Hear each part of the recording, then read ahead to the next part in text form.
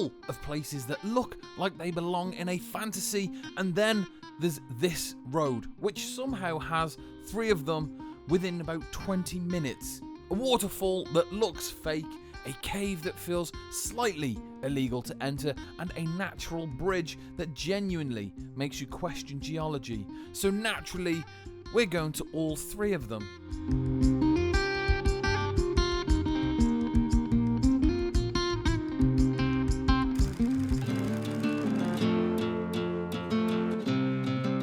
All 3 spots are tucked away on New Zealand's rugged west coast, hidden within the Waitomo District.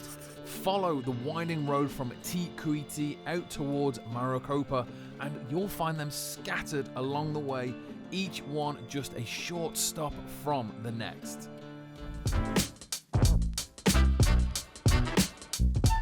Our first stop is the Mangapōhue Natural Bridge, and despite the name, the wooden bridge you walk across isn't actually natural at all. And the best part, parking is easy to find, clearly signposted right off the road, and the best part of all, it's completely free.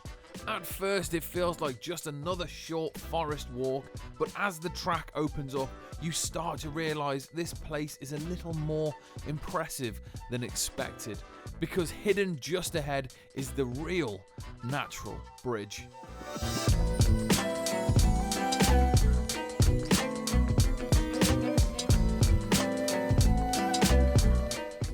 Hi, and welcome to my crib. Come and join me. I'll take this. So this is horrendous, by the way. This is what they call a drop toilet. Like, toilet roll. And then that, I'm not going to film in there because it's pretty grim. But that just goes into a big hole in the floor. And that's it. It's not very nice. But because of that, this is done, like a lot of schools come here on visits. And there's a sign that says all preschool children are required to be supervised by an adult when using this facility, and I'm assuming that's because they don't disappear down the hole. That's exciting.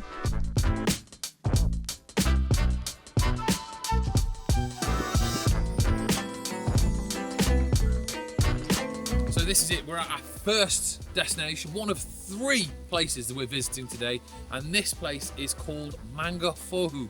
I believe that's right, I might be wrong, but it's Mangapōhue Natural Bridge. And this was recommended by one of the locals that I work with back home in Cambridge.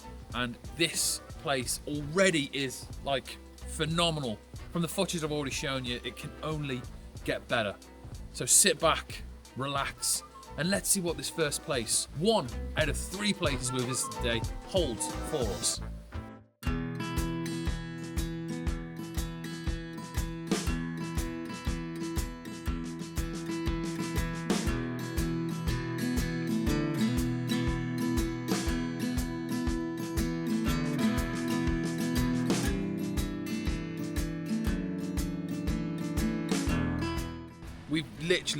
We've made it to this, like, I don't know what even you call it. It's called the Natural Bridge, and it is stunning. Like, it's stunning.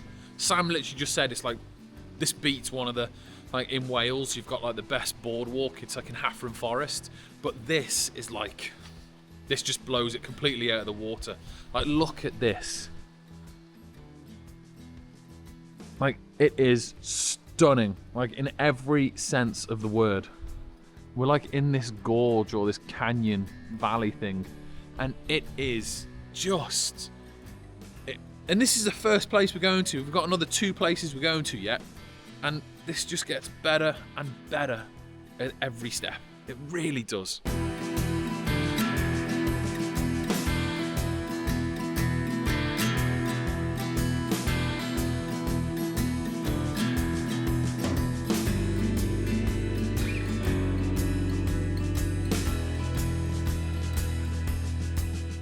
You begin with a very civilized wooden walkway which feels slightly out of place considering everything around it looks like it hasn't been touched for centuries. Still, it does the job and more importantly keeps your shoes intact.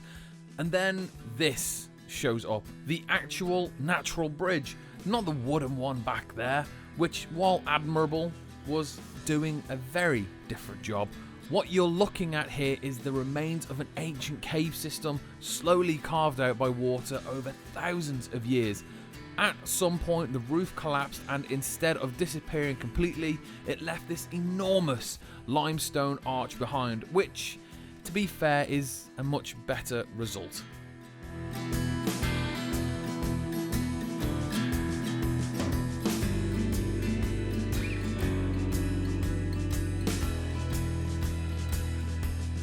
And at the end of the track, you get a proper view of it. No barriers, no crowds, just you, a river, and a very large piece of rock doing something quite impressive. And if you're planning to come here, it's definitely worth getting here early just to properly experience the place before it gets busy, because once it does, it loses a bit of that magic.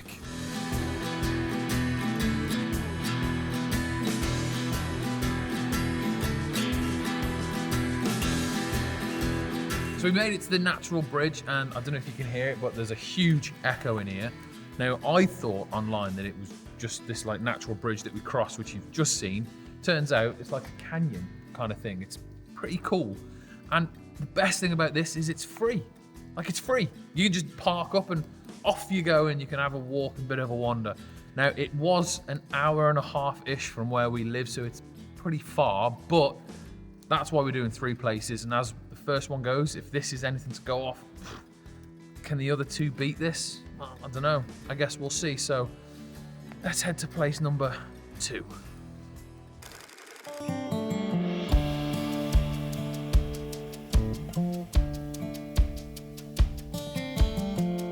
So welcome to location number 2, which is the Piripiri Cave walk. I don't know if it's pronounced Piripiri. It's probably not. I just know it was a hot sauce. But this is location number 2, and the walk actually isn't that far, and the caves from the images online look phenomenal. They even rival some of the caves back home in the UK. So hopefully this is what it says it is online, because if it's not, it'll be a bit of a letdown. But the first one that we went to was actually a bit more impressive, so let's see if location number 2 can be location number 1. As with the natural bridge, the walk to Piripiri Cave is fairly short, but from there a set of small steps that lead you up and down through the thick native bush, and honestly, the scenery alone is worth slowing down for. Everything feels dense, quiet, and properly untouched. The kind of place that immediately makes you lower your voice for no reason whatsoever. And that's it, we've made it to location number 2, the Piripiri Caves. So let's go in and have a look at what this is all about. And then you arrive at the cave itself. Unlike some of the more commercial caves around Waitomo District, Piripiri Cave feels far more raw and untouched. Formed over thousands of years, the cave was naturally carved through limestone by water slowly working its way underground, creating the huge open chamber you see today. And because the entrance is completely open, light pours into the cave during the day, giving the walls and rock formations this almost unreal look. Unfortunately, we forgot a torch, so instead we were navigating the cave using our phones, and at one point the flashlight on my watch, which somehow made the whole experience feel even less professional.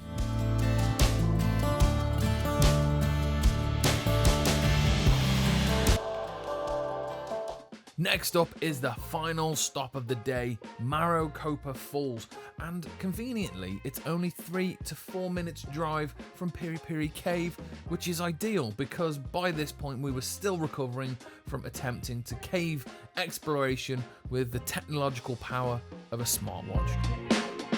So we're at location number 3, Marokopa Falls, and it's the last of all our places, and I think this is probably going to be one of the best ones, hopefully, although the first one still beats the second one. So see if the third can beat number 1.